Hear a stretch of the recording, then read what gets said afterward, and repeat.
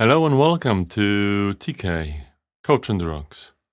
Lovely to see you this Thursday at 9:45 London time. And thanks for joining. It's interesting. Yesterday, I think a lot of you have given me and sent me some messages, and it seems like I've had a lot of engagement for yesterday's Coach on the Rocks. So you might want to go back and watch it if you haven't. It's interesting that most of you prefer to send me messages instead of commenting. But I get that LinkedIn is not a platform that everyone wants to become public in. Then again, I'm willing to. So I'm here every day for you, and hopefully you're enjoying it. As I can see, quite a few of you tuning in. Thank you so much. So today I wanted to talk about something that resonated with me yesterday. So yesterday we've been preparing a new podcast episode of our Humble Associates podcast called Leading with Agility. Feel free to find it in your favorite podcast player. A new episode is coming tomorrow in the morning. And we've talked about the authoritative style of leadership. Now, one thing that the conversation went to, but we didn't have time to talk about it so much, is the fact that when you've got a leader in your organization that's authoritative, there's an unintended consequence that happens.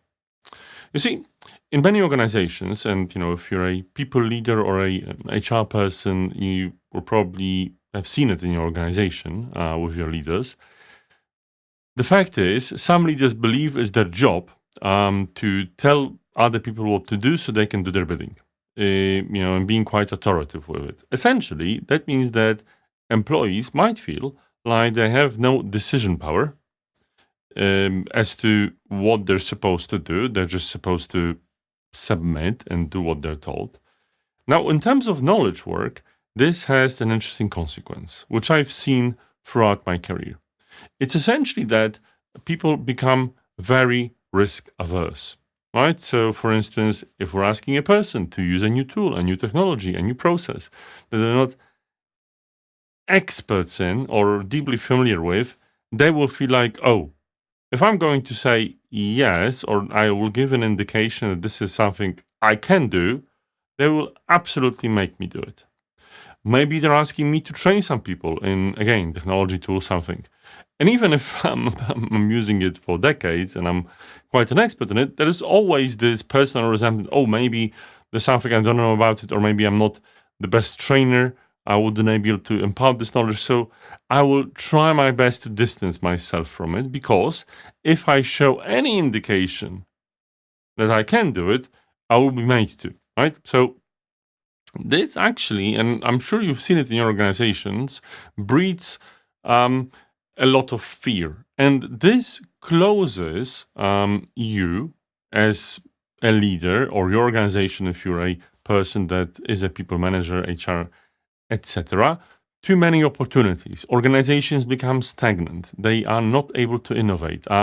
Things are really, not great, and people are surprised. Why is that happening? We have great values theoretically. We want to do this and that. We want to compete in the market, but things stand still. We're performing poorly. And I think despite, even if, the leaders are benevolent and what they tell people to do is somehow right and productive, you can still have that, right? You're leaving so much opportunity on the table because you have created a lack, or people in your leaders have created a lack of psychological safety. And the impact of that is fear, resentment, the aversion of risk. Now, what is it that you can do? How is it that you can beat that?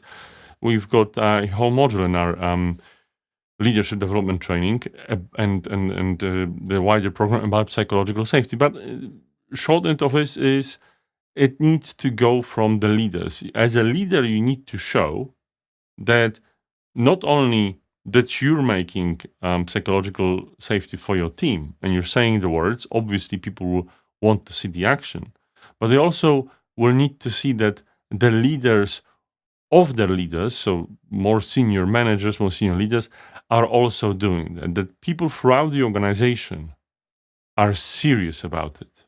Now, the challenge always is that it is, unfortunately, sadly, rarely the case. This is why we focus on senior leadership teams and leaders in organization, so they can actually model the appropriate behavior, not only with talking about it, but by showing it. But by showing that it's okay to say that you don't feel comfortable, it's okay to say no, your answer will be accepted.